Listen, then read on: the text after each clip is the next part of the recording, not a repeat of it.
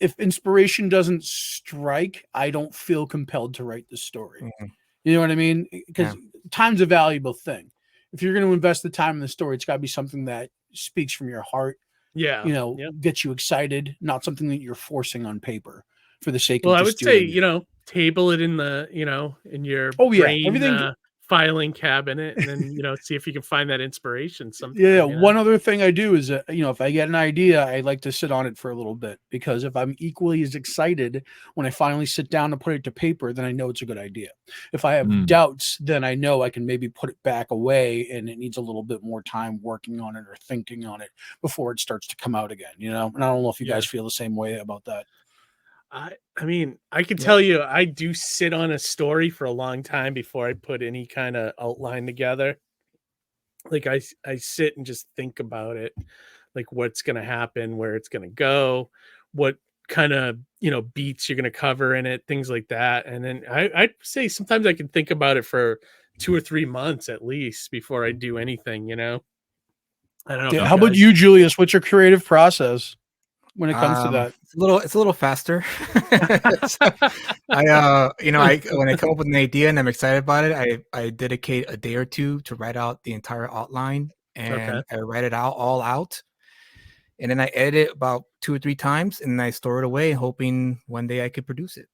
Oh, nice. And then you sit down with the first draft eventually, that kind of thing. Yeah. So I don't know. It's kind of I have so many stories stored in my hard drive.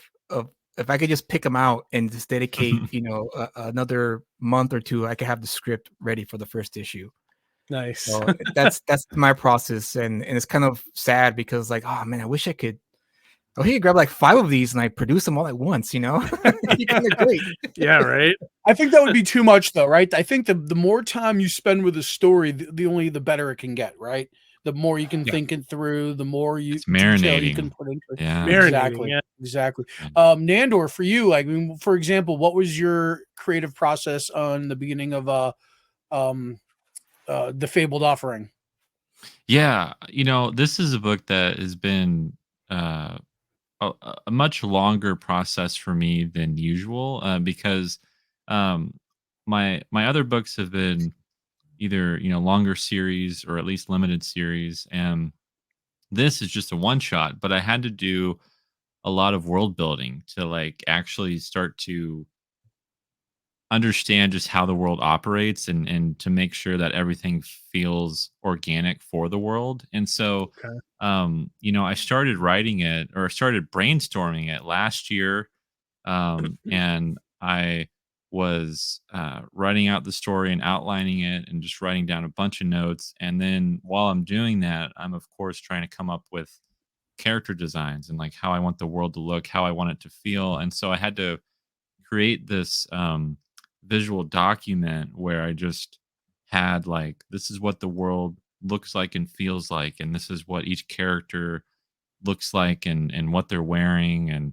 And I've never done it to this extent, just because my previous books have been a little bit more grounded, except for Manchild with like the superhero costumes. But like my other books have been a lot more grounded in the real world, and so there wasn't a whole lot of heavy lifting on my part to, like, you know, figure out how to make a character look cool, you know, and doing those types of things. So with this book in particular, I really had to think way more visually than I ever thought before, and it really challenged me in that way. And so, like, with all of that said, and you know, and I was trying to create like new words and like come up with like names for these kingdoms and the language and all of these types of things. And so it was a lot of this heavy lifting on the back end that, you know, I don't know how much of it will end up being in this book, but it was there for me because I needed it to write it better and to write a better story for it. So, you know, all in all, this has been from conception to finishing the script and then working with Marco Roblin on the art. It's been about, you know, a whole year or so of working on it. So it's been a long time. Development. Yeah, like I can't even, like, I've never attempted like anything in the like fantasy genre. So like, yeah, that's a lot to put together, you know, like just got to, because you're just not telling the story, you're building this entire world. You're pitching a world. You're not just pitching a story. Exactly. And you have to think about, well, what's the material of like the main character's sword? What does it do? What about the kingdom's colors? What kind of colors are they? What do they represent? What's their Right. function? All that stuff that at first when I was working on it, I was just hitting one obstacle after another and being like, I have to know that, I have to know that, I have to know that before, because I want the reader to get into the book and not think about that, because you want them to be fully absorbed in it. You don't want them to second guess, like, why is this happening, or why does this look this Right. way? And that's something that I think George Lucas talked about at one point when he was working on A New Hope. The very first Star Wars movie was like, we're just gonna throw you in this story, and you're gonna naturally flow with it, because not everything is explained to you. There's not a whole lot of exposition that's just like poured out to Right. you, Like when they're on and you're Tatooine, they don't go into the history of Tatooine, but I like that right. though. I like the stuff when they don't feed it to you all at once like that. Like No, yeah, exactly. I prefer like that George Lucas kind of approach to like New Hope, where it's like, Yeah. It's the subtleties like lighting and film. You don't notice it, but it enhances it overall.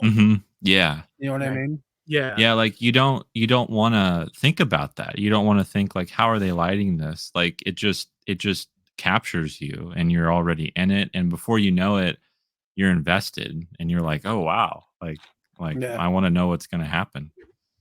Totally. Yeah. Next time you watch Beetlejuice, look at the lighting in that film. It's phenomenal. Okay. That's Really? a good, yeah. Okay.